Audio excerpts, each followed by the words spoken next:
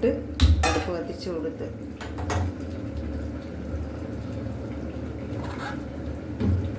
ചട്ടി ചൂടായിട്ട് നമുക്ക് എണ്ണ ഒഴിച്ചു കൊടുക്കാം.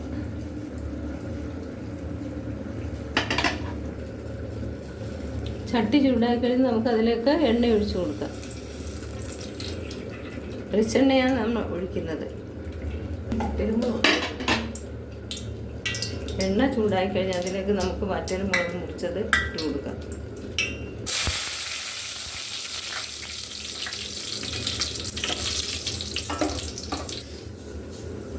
ഇത് ചെറിയ കടുവായതുകൊണ്ട് ഞാൻ മുളക് ഇട്ട് കൊടുത്തിട്ടാണ് ഈ കടുക് ഇട്ട് കൊടുക്കുന്നത്. പെട്ടെന്ന് പൊട്ടും. എന്നിട്ട് നമുക്ക് തക്കാളിപ്പഴം അരിഞ്ഞ് വെച്ചത് ഇട്ട് കൊടുക്കാം.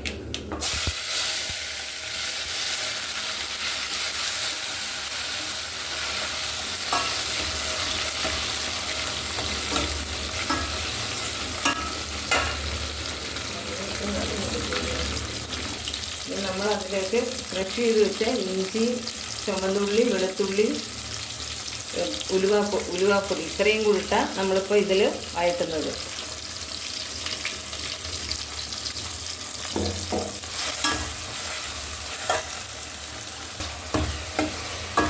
ക്രഷ് ചെയ്ത് വെച്ചത് നമ്മൾ ഇടുമ്പോൾ നമുക്കൊരു ടേസ്റ്റ് വരും. അരിഞ്ഞ് വെച്ച് തരുമ്പോൾ അത് വെന്ത് നമുക്ക് കിട്ടത്തില്ല. അതുകൊണ്ട് ഞാനിത് ക്രഷ് ചെയ്തതാണ് ഇട്ട് വഴറ്റുന്നത്. കൃഷി ചെയ്യാതെയും നമുക്ക് രസം ഉണ്ടാക്കാം. ഇതിനകത്ത് ക്രഷ് ചെയ്തിട്ടുണ്ട്. ഇനി നമുക്ക് കുരുമുളക് പൊടി ഇട്ട് കൊടുക്കാം.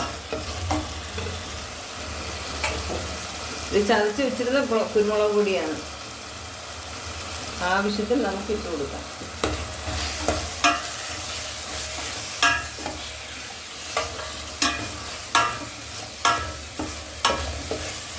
നല്ലപോലെ ഒന്ന് വഴണ്ട് വരണം. എന്നിട്ട് വേണം നമുക്ക് പുളിവെള്ളവും ഒക്കെ ആവശ്യത്തിന് ഒഴിക്കാൻ. വഴട്ടെ ഒന്ന്. ഇത് നല്ലതുപോലെ പച്ചച്ചൊവയൊക്കെ മാറി നല്ല വഴണ്ട് വന്നിട്ടുണ്ട്. അതിലേക്ക് നമുക്ക് 1 സ്പൂൺ മഞ്ഞൾപ്പൊടി ഇട്ട് കൊടുക്കാം. ആവശ്യത്തിനുള്ള മഞ്ഞൾപ്പൊടി നമുക്കിടാം. 1 സ്പൂൺ മല്ലിപ്പൊടി ഇട്ട് കൊടുക്കാം. 1 സ്പൂൺ മുളക് പൊടി കുറച്ച് മതി. നമ്മൾ പച്ചമുളകൊക്കെ ചേർത്തിട്ടുള്ളതുകൊണ്ട് മുളക് പൊടി കുറച്ച് മതി. ഇത്രയും നമുക്കിട്ട് ഒന്നും കൂടെ പച്ചച്ചവ മാറുന്നത് വരെ ഇളക്കി കൊടുക്കാം. നമുക്ക് കറിവേപ്പില ഇട്ട് കൊടുക്കാം. മല്ലിയില നമുക്ക് അവസാനം ഇട്ടാൽ മതി. അരപ്പെല്ലാം നല്ലപോലെ വെന്ത് തിളച്ച് രസം ഇപ്പോൾ നല്ലപോലെ ഒന്ന് പച്ചച്ചോപ്പൊക്കെ മാറി വന്നിട്ടുണ്ട്. ഇനി നമുക്ക് അതിലേക്ക് പുളിവെള്ളം ഒഴിച്ചു കൊടുക്കാം.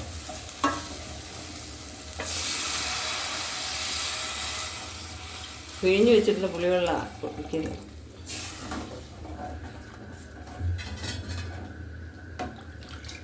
നമുക്ക് ആവശ്യത്തിനുള്ള വെള്ളം നമുക്ക് ഒഴിച്ചു കൊടുക്കാം.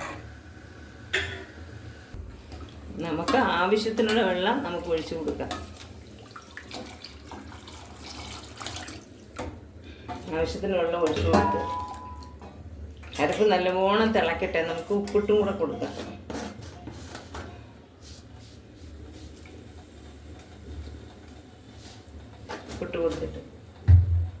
പുട്ട് കൊടുത്തിട്ടുണ്ട്.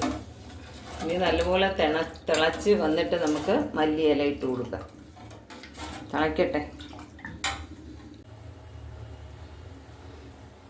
ഇപ്പം രസം നല്ലപോലെ തിളച്ച് വന്നിട്ടുണ്ട്. അതിലേക്ക് നമുക്ക്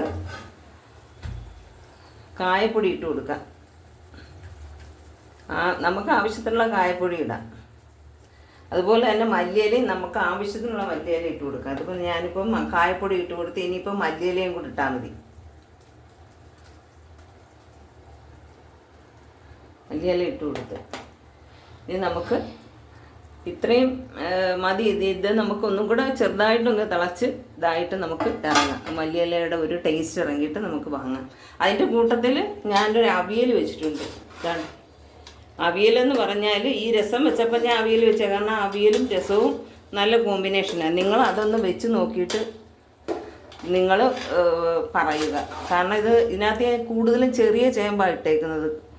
കണ്ണൻ ചേമ്പെന്നും പറയും, ചെറിയ ചേമ്പെന്നും പറയും. അതാണ് ഇട്ടേക്കുന്നത്. ലൈക്ക് ചെയ്യാൻ മറക്കരുത്. കമൻറ്റ് ചെയ്യുക, ലൈക്ക് ചെയ്യുക, സബ്സ്ക്രൈബ് ചെയ്യുക.